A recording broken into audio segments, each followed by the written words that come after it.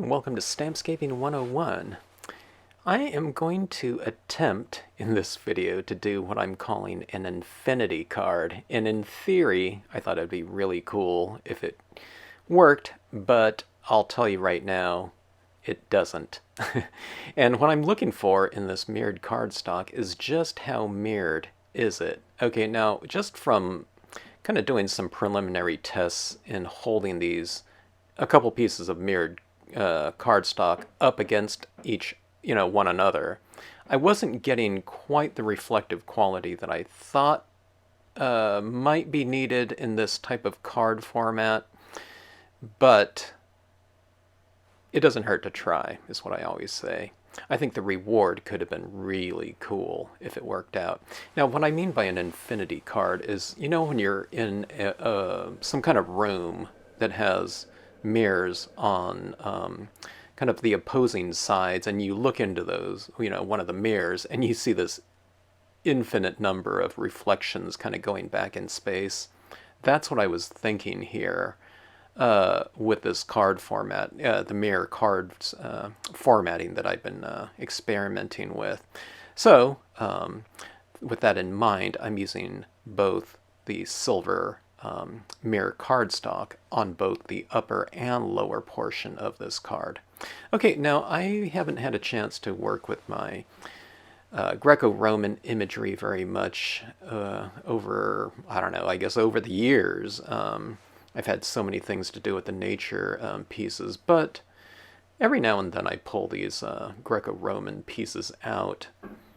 Most of the times I incorporate them in with, I don't know, various elements from the nature series, but on this one I'll be almost strictly using the Greco-Roman pieces, but I will incorporate some leaves later on.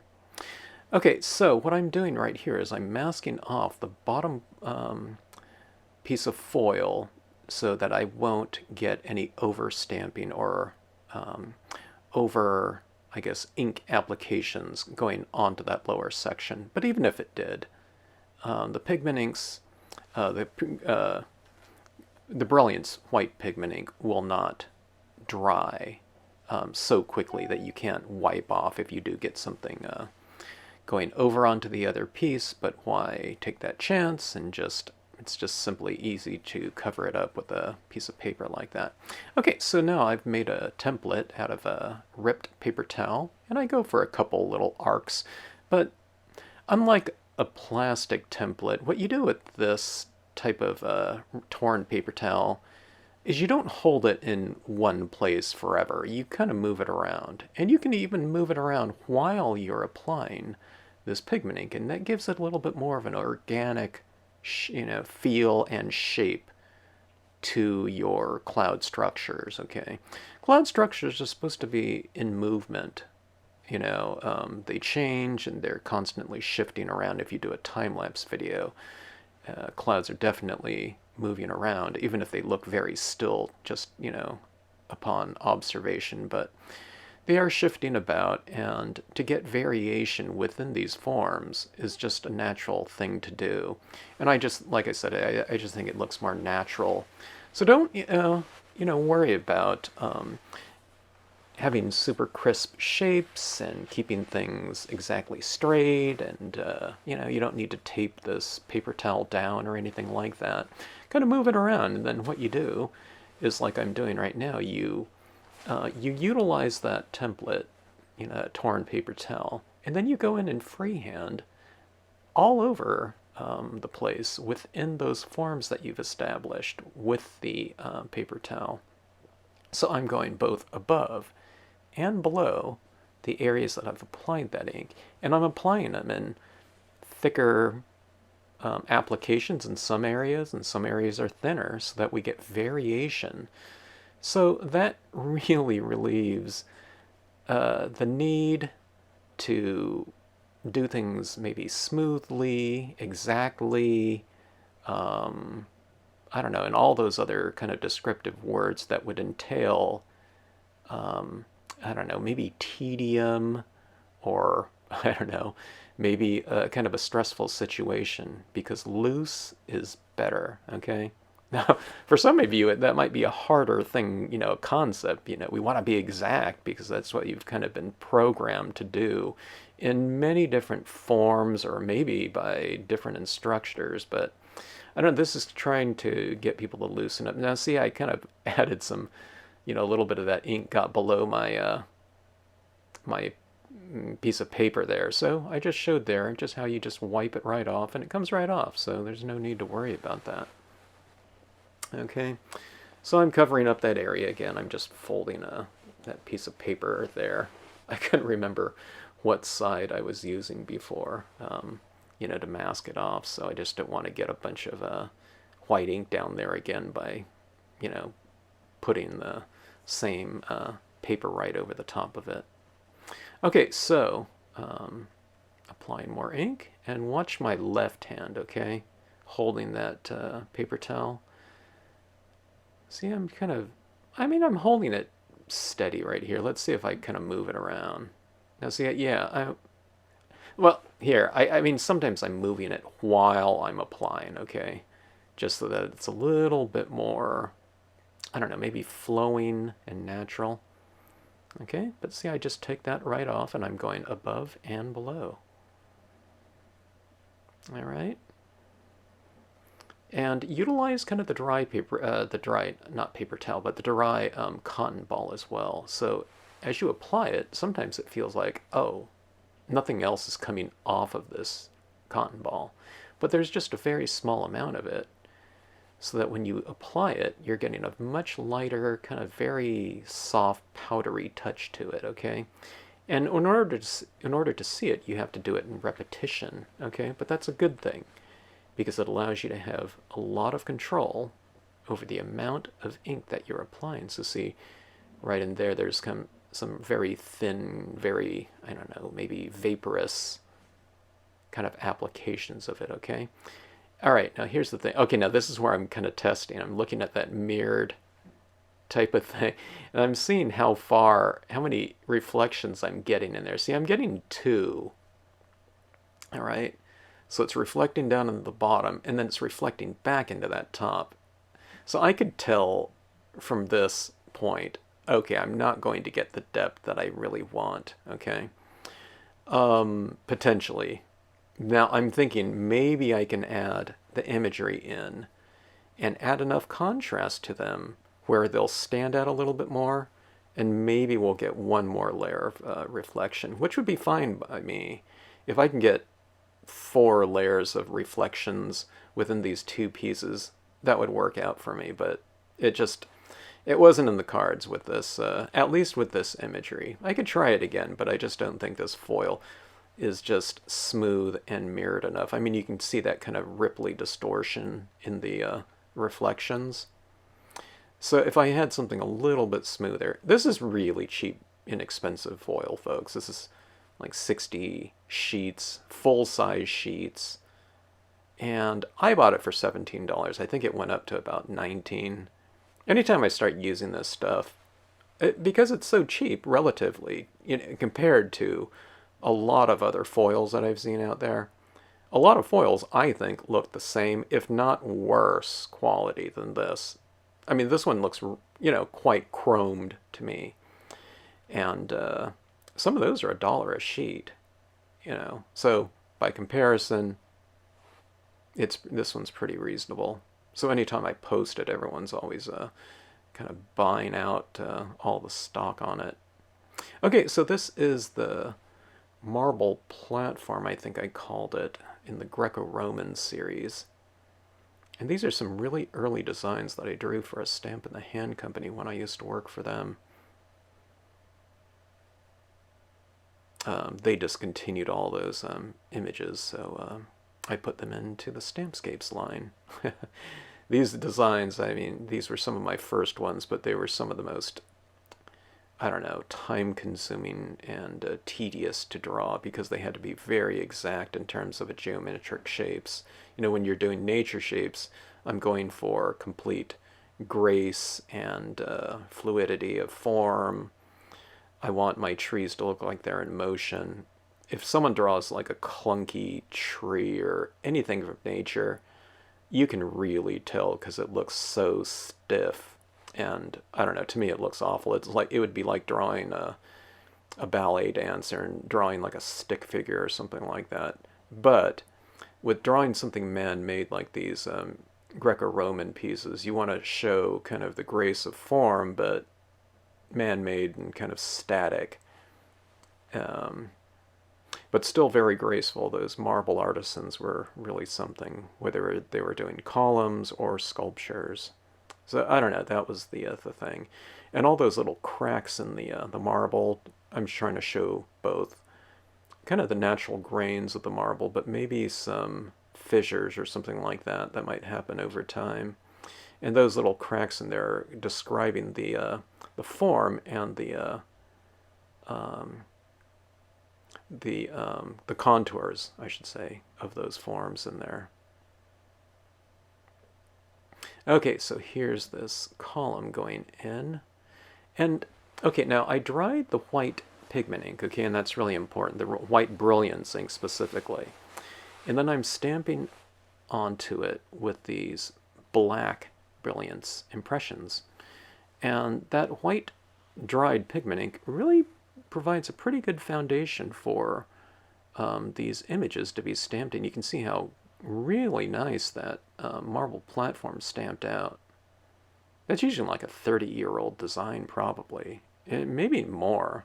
I think that was probably from 1989, maybe. That stamp, literally that rubber, but it's stamped out beautifully. When you dry that white pigment ink on this foil, it can be removed. That's why we spray seal all these, upon completion.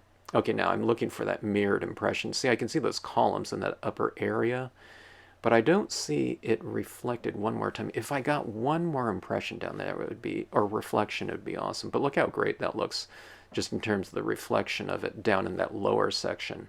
But that lower section has to kind of reflect in that upper section in the middle. But it just didn't. It happened, but I didn't get two more reflections, meaning reflecting back in the bottom and then again back in the top. So I don't know. I get confused when I think about the generations of reflections here in this kind of infinity type of notion. Okay, but here's my hope, though. I was hoping that adding some additional contrast into those columns, maybe they'll stand out a little bit more for that reflective quality, but they just, I don't know, the cardstock's just not mirrored enough. So, okay, so here's where I'm thinking about, I'm trying to make a decision on whether I should center illuminate the columns, center light the columns, or if I should have the light coming from the outside and have the inside darker.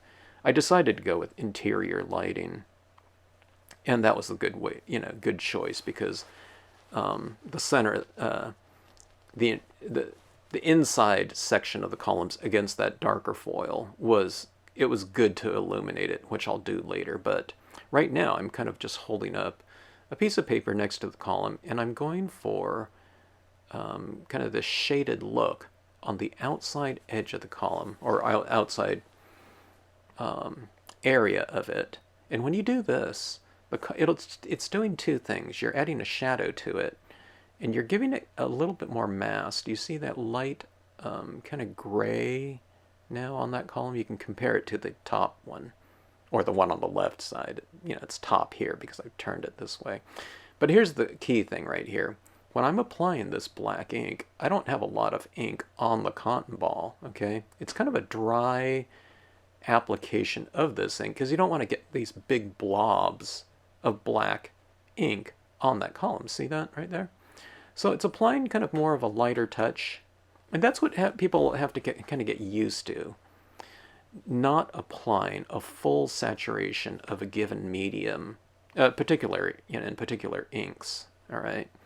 And when you do that, you don't have to have, like, say, a gray pigment ink, like an 80% gray, like a dark gray pigment ink, or a medium gray pigment ink, or a light gray pigment ink. You can just use it. You can get all those values of gray just by using a drier application of it. Okay, so see that on those columns? I've darkened the exterior sides of them so it looks like the lighting is coming from within. Okay, now let's do the same thing with this platform here.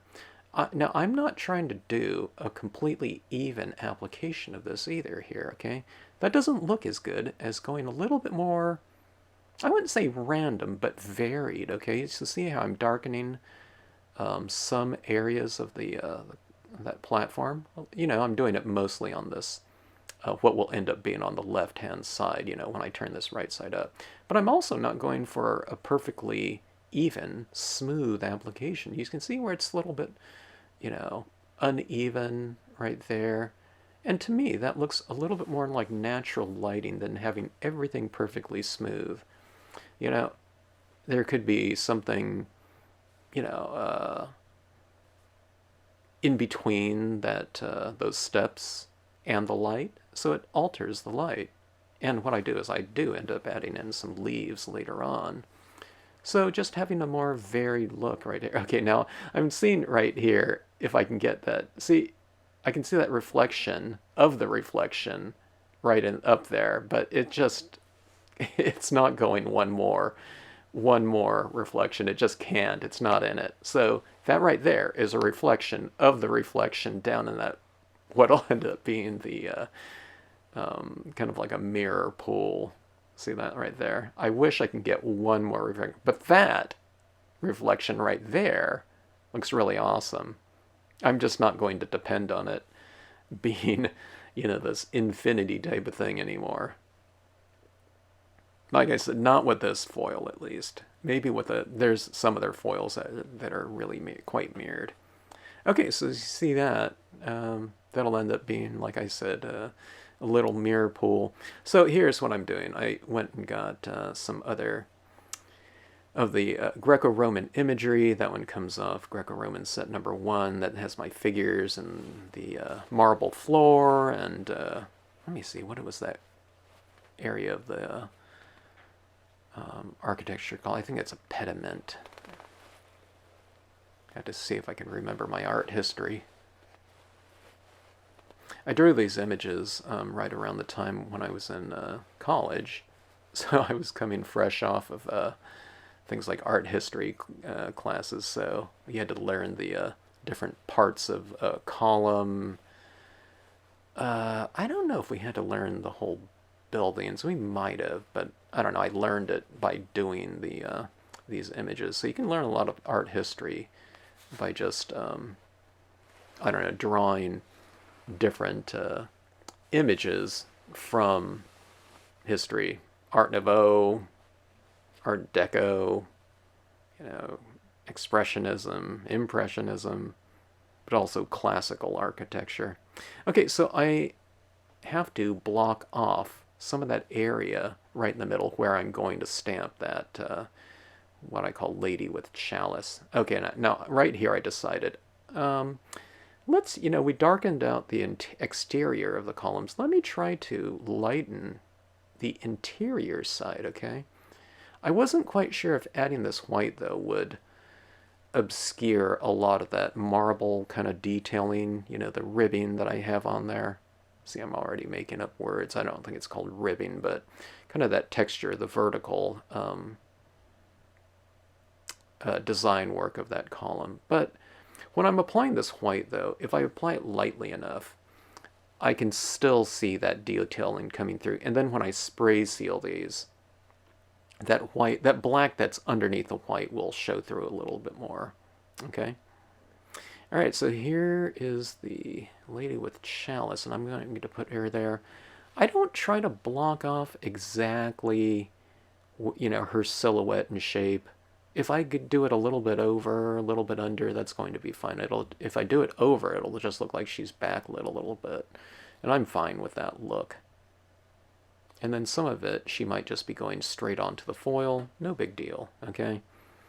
I don't want to miss it by, I don't know, 50% or something like that. But, I don't know. Like I said, if you do too much on the outside, if you want to, you can wipe it right off. Well, the white paint is, ink is still wet, or you can dry it and wipe it off when it's dry. It'll come right off. And again, that's why we spray seal these when we're done. Okay, so there's the lady with Chalice. That's a good spot for her, right up on the top of those steps. To me, it doesn't really represent. She could a living person or something like that. It's more of a marble statue. It'd certainly be a very gestural marble statue. Definitely not one of those kind of stiffer ones from, I don't know, whatever antiquity. Okay, now I found these larger columns, and I'm going to stamp those. They don't really work like trees like I've been doing with some of the other mirror cards. Okay, because when this is stamped at a 45-degree angle, it looks like it's, laying down, but I like the look of it from a geometric sense. I thought it looks pretty cool, so I thought we needed something in the foreground anyway, and that would work really well. I could have stamped trees or something like that down there, but when you reiterate form in a creative work, okay, it could be anything. It could be interior decor, something form that's reiterated, okay? It could be colors, it could be patterns, colors in wallpaper, whatever, okay? Shapes, circles, or something like that. It creates this continuity within your pieces. So, in this case, this is the same column as those ones next to the lady with the chalice flanking her, but they're larger, okay? So we're working with both scale here, but they blend into the scene just because they're the same design. It's the same column design as those background ones, all right? So you get that visual harmony going, but you also get perspective. Here's something larger in the foreground relating to something in the background, okay? And you can do this with any type of thing. You can do, like I said, you can do it with colors. When it comes to cards, you can do it with textures, anything like that, okay? Now these columns in here, I just stamped them directly onto the foil because I figured, okay, the way I darkened and lightened the columns in the top portion, I'll just do the same thing down here. I didn't want to create this whole other kind of cloudy type of perimeter in this pool down here. It just, I don't know, to me it wouldn't make sense. So I just did these ones flat. You can't even see them right now because it's silver, black on silver. So I'll need to, I don't know, I wouldn't call it blocking out, but I'll need to, I guess it's kind of render these columns more. And it's pretty fun to do. Just make sure that you heat set your columns before you start applying ink over the top of it. Otherwise, it'll smear that ink. Because again, that ink is pretty wet until you heat set it. Okay, now I haven't done this before, or if I have, I've done this type of thing before, but not on foil with the columns, so I'm learning here. So I'm taking it real slow. See how I'm adding a little bit of that white pigment ink. And how to do the bottom portion, I don't know. It flares out on both the bottom and top of the column, but I'm not really hassling with it. I'm just going to let it be as is with this just cotton ball application right up the vertical of the column. Okay. See, I did a little tap like that, but I'm not going to fiddle around with all those little detailed little areas of that. I think this was a Corinthian. No, the Corinthian column is different. I'm trying to think of the names of these columns. Okay, so white on that column, but I'm also doing the black on the outside edge of these columns again, just like we did with the top ones. So we're reiterating lighting in here. So that creates another little bit of continuity between these two areas. And when you get continuity, you get visual harmony. Or potential visual harmony, I should say.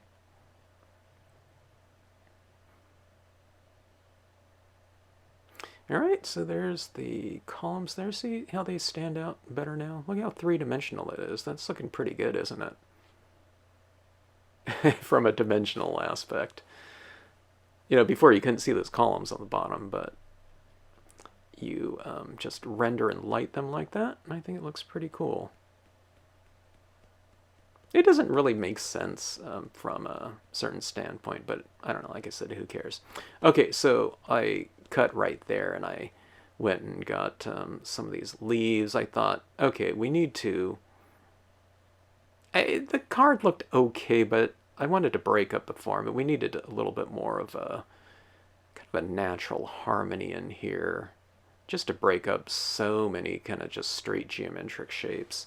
And this is giving it a little bit more kind of organic depth, I guess you can say. You know, instead of so many kind of just geometric angles in here. I'm not trying to cover up everything, but just having those in there in the foreground like that, it adds depth, and it just, I don't know, it makes more user-friendly an appearance in this scene. Okay, so I flanked my columns up top, and then I'm using this as though it's maybe some bushes or something like this down below.